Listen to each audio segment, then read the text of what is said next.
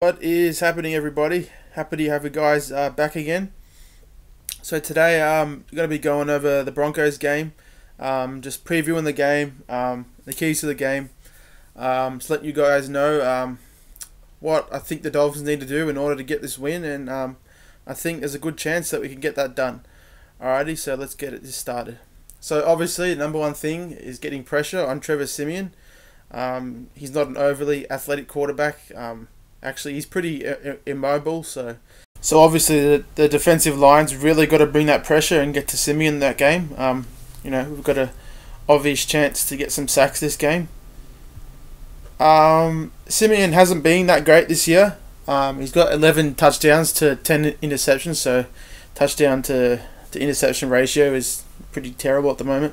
79.8 rating, and he's completing 60% of his passes, so not too bad at 60%, but a 79 rating is not that great. You really want to be, above 80, or most solid quarterbacks are around 90 to 100, so he definitely isn't performing that way at the moment. So, yeah, just the offense as a whole really hasn't been that great.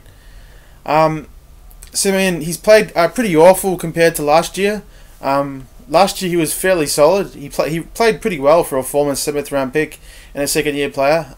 He threw for 3,000 yards last year, but he's definitely a different quarterback this year with their offensive line struggling.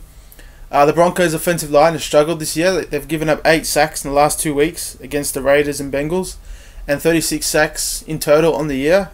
Not sure where that ranks in the league, but it's probably right up there. Usually that's what most teams have for the year.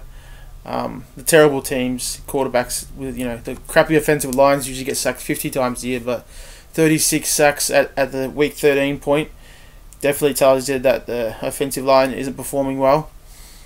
So obviously the defense, and most importantly the defensive line, has to take advantage of this in a big way and rack up some sacks this week. So Cam Wake, who played pretty good against the Patriots, Charles Harris, who's really got to bring the heat. He's definitely got a chance to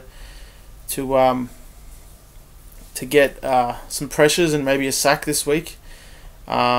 William Hayes obviously out. Andre Branch is pretty banged up, so don't know how much he's going to play. And Terrence Fadday. So I want to see Terrence Fadday have a great game. He's probably going to get more snaps than he did against the Patriots. So Terrence Fadday, this is his chance here to show the Dolphins and the rest of the league that he deserves another contract. Not sure if the Dolphins are going to bring him back, but yeah, this is his audition to the NFL to show that he can be a defensive end and he can really bring the heat. So yeah, like I said, about the offensive line, the defense should have a field day, and we should get continuous pressure. And we also have to limit the run game with CJ Anderson and Jamal Charles. CJ Anderson, he's just a complete hammer of a running back. We tried to sign him last year. I was really hoping we were going to get him, because that guy he breaks so many tackles, and he runs with such force, and he's got a little bit of speed and wiggle to him. So yeah, CJ Anderson, we've really got to keep him contained. And the other main runner, Jamal Charles, he's still got it. He's still got some speed, and he can still catch some balls out the backfield, and he can still make things happen when he gets a chance. So Jamal Charles, good job, just like Anderson, of containing him. And also Devontae Booker, he's been getting more snaps the past couple of weeks, so he's a pretty good running back. So yeah, those linebackers and the front seven really has to do a good job of stopping all 3 of those guys. I'm really thinking they're gonna be featuring Anderson more this week, because we've been struggling against the run. The past, I don't know how many games, 5-6 games now. So CJ Anderson is definitely the running back to use against us, breaking tackles and getting through the going up the middle of the offensive, and their run game has averaged over 100 yards per game, so they haven't been too bad. The last couple of weeks they really weren't that good, but averaging 100 yards per game on the ground per season, that's pretty solid. The offense has been struggling this year, which led to Mike McCoy being fired, but the Dolphins, our offense has been even worse, so not much you can say for our offense either. for the secondary, there should be much less confusion in the secondary. The Broncos' offense is much more simpler than the Patriots' offense. Like their passing offense, their concepts are way less complicated. So there'll be much less to keep track of. Tankersley, shouldn't get lost over the middle of the field. And well, Matt Burke did say that was his job to, when they come through the middle, to let off and let the safety or probably the safety to let the safety take that man, but that obviously wasn't the right play. He shouldn't have followed. Like that was one of those plays right there when sometimes you want the player to break the scheme. He should have just followed when Dorsett and other guys escaping me at the moment. Number Brandon Cooks when he got open deep, but he should have just stayed with the guy in the middle. So yeah. Tankersley shouldn't have much problem this game. Whoever is going to be going up against, Sanders or Demarius Thomas, the routes that the Broncos like to run are much less complicated than the Patriots. Oh, I'm just waffling on now. So yeah, and the Patriots offense, they can attack you from many levels of the field. As we saw in last week's game, so don't expect to see us being attacked like the Patriots did. Now the Broncos' other side of the ball, the defense is a completely different story. The Broncos' defense is currently ranked third in the league, giving up 289 yards of offense per game, which obviously being ranked top 5 in the league is just obviously a completely elite defense.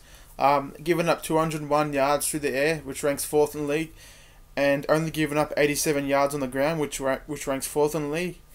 But strangely, they're giving up 25 points per game, so even though they're pretty stingy with the yards and through the air and on the ground and the total yards, they're still giving up 25 points per game, so they might be due to all the interceptions they've thrown. They've thrown 15 interceptions this year, so they're ranked top 5 in those 3 categories, but 25 points per game is like...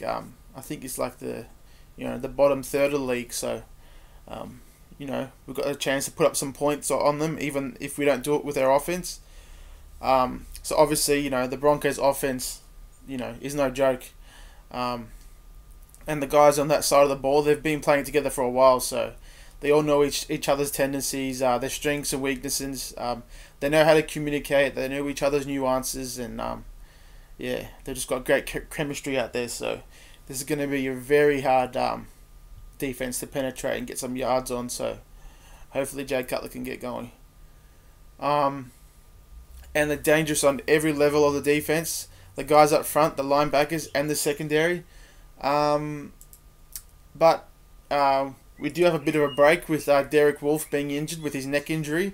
So I'm pretty sure he's not playing. So Derek Wolfe, he's an absolutely solid defensive tackle. Or you could call him a 3-4 defensive end, but whatever, he plays both positions, He plays all those techniques, so Derek Wolfe is a beast. He's great against the run and the pass, so that'll be a real great for us if he doesn't play. And also D'Amato Peko, I'm not sure if he's playing, but he's questionable at the moment, so hopefully he doesn't play. That will help our help the offense even more. Adam Gotsis, he's questionable as well, so they've got a lot of questionable players on the front line there, so that's only going to help our run game and pass game. So and then obviously moving to the defensive ends or the outside linebackers, I'm not really sure if, I think they run a hybrid system. I'm not sure if the Broncos run a 3-4 or a 4-3. I'm pretty sure they run hybrid a lot. It's like that on Madden too. Like it's kind of like a hybrid system. So yeah, the guys just play all over the place. So they're on the defensive line. So and then they got Shaquille Barrett and Von Miller. Von Miller, probably the best pass rusher in the league.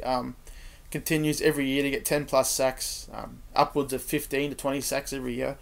And he's great against the run too, Von Miller, so want to run away from him. Definitely want to double team him. He's probably going to be matched up on Sam Young, so want to see Marquise Gray and Julius Thomas, who's a crap blocker, and Fasano giving help there on that side. And Shaquille Barrett, he's been a bit of a surprise. The third round pick. He's a pretty dominant pass rusher too.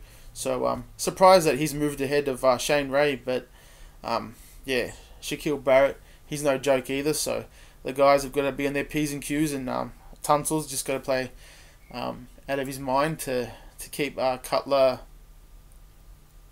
clean. And then obviously their linebackers are solid with Brandon Marshall and Todd Davis. Brandon Marshall now, ever since he got put in as a starter, has been one of the best inside linebackers in the league. That guy is just an absolute athlete, and you couldn't get any more of a solid, much more of a solid linebacker. And Todd Davis, he's second year starting now. He's pretty solid too. Can do whatever you want as a linebacker. So, going to be hard for those tight ends to get open. And Aqib Talib, he's obviously being suspended for snatching Michael Crabtree's chain. I'm not sure what's going on there. There must be some kind of backstory. Those guys must have some kind of beef. Maybe going back to the old neighborhoods or something. Clashing gangs or whatever. I don't know why he snatched that chain, but Aqib Talib, he's going to be suspended for 1 game. So that's obviously a big break for us. That's got to be great news for Kenny Steele or Devontae Parker. Hoping Devontae Parker has a big game. Bradley Roby probably will be playing in his place. Bradley Roby's no joke either. That guy's a really good corner. He plays such solid coverage. He plays such tight coverage. He gets his hands on so many balls. So Bradley Roby's no joke, but he's still no Aqib Talib. So it's only great for us that Talib's going to be out.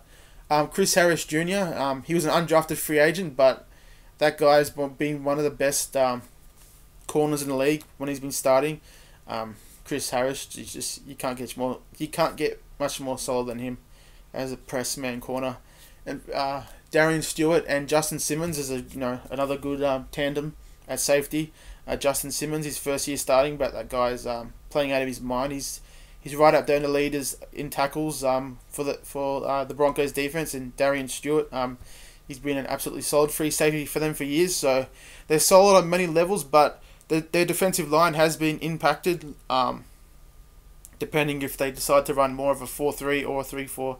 It says here on the ESPN website that they're running a 3-4, so I'm just going to go off that. So with a 3-4, the outside linebackers pretty much are the defensive ends, so they're going to have reinforcements there with Shaquille Barrett, Von Miller, and Shane Ray. So those guys are going to be doing a great job getting pressure on us. So obviously our offensive line has to play their best game, especially our tackles. And hopefully Sam Young has as good a game against the Broncos as he did against the Patriots. So when speaking of that pressure that the Broncos can bring, we've obviously got to get the ball out quick with 3-step drops. Jay Cutler has done a pretty good job of that this season. There's a couple of plays there against Carolina in the first half where he took 2 or 3 steps and got the ball out real quick. So that's exactly what we're going to do. Probably not going to be many opportunities for deep balls down the field, depending on how well our offensive line's going and things like that. Going to get a chance to throw up those 50-50 balls to Devontae Parker, which we haven't seen since the Chargers game, which was the first game of the season. I don't know why Jay Cutler just isn't taking more shots to Devontae Parker when he's in favourable matchups, when he's just being covered in single coverage. But we have seen Devontae Parker beat double teams, like last year against the Patriots when he went up and beat I can't remember who it was, but it was the safety and the corner, but he went up and caught the ball. But just want to see Devontae Parker getting more of a chance to catch those deep balls. And Kenny Steele, he's always a threat. He's always a threat as a deep threat, but he's been catching mostly intermediate passes this season. So, and that's where Jarvis Landry comes in. Obviously, Jarvis Landry is just the best slot receiver in the league. So, Jarvis Landry is really going to be Cutler's security blanket this game, especially with the Broncos' great front seven. So if we don't get the ball moving early, then we've got no chance. Cutler has to get the offense in a rhythm with that early in the game and put some points on the board. If we don't, we're going to be in for a tough afternoon. The game could be a defensive low scoring, like a slobber knockover game. Both teams have been as bad as each other this year. We've been averaging 15.8 points per game, and they've been averaging under 20 points with 17.9. So we've both been as bad as each other. Don't expect it to be a high scoring game. At this point in the season, I'm really not sure if we can pull out this game or not. I'll just have to see how we come out and play, how the defense plays, how the offense gets the ball moving. I'm really not sure if we're going to win or lose at this point with how just terrible we are on both sides of the ball. I wouldn't be surprised if we lost, but we are playing at home, so hopefully that gives us some juice. But whichever way it goes, expect it to be a close game within maybe a field goal or one touchdown, but 5 to 7 points or something like that, 3 to 7 points. But hopefully we pull out the win. I think that it's fair to say that the playoffs are out of reach. So, I'm not going to lie, I have been looking at a lot of draft options for us. So, I want to put out some draft related videos, but I just want to wait till the end of the season, so we get more information about prospects and things like that. But I just can't help it, getting on those great websites. They've got all those draft, those college players. It's just fun to watch. Draft time's our favorite time of year, so I just can't help it. But bottom line with this game, not going to be sure what's happening. I'm not going to pick a win or loss for either team. It's going to be a close game. Not sure what to see. Both teams are struggling. The only certain in this game is that the Broncos defense is so elite. It's not even funny. So yeah, hopefully we can pull out this win, and it will be probably with our defense. Alrighty guys, I'll see you guys in the next video. Fins up, baby.